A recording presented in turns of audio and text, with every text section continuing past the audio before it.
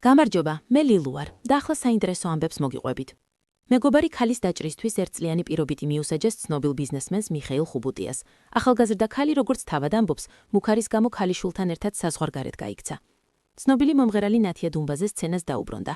ასეთი მძიმე პერიოდი არასდროს მქონია. ამბობს Prime Time-თან ძალიან გულახდილ ექსკლუზიურ ინტერვიუში მომღერალი, რომელსაც ჩვენს გვერდზე ნახავთ.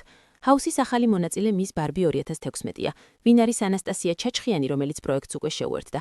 ამის შესახებ Prime Time-ზე წაიკითხავთ. 44 წლის ჩოგბურთელი ანა კურნიკოვა და 40 წლის მომღერალი ენრიკე იგლესიასი 20 წელზე მეტია ერთად არიან.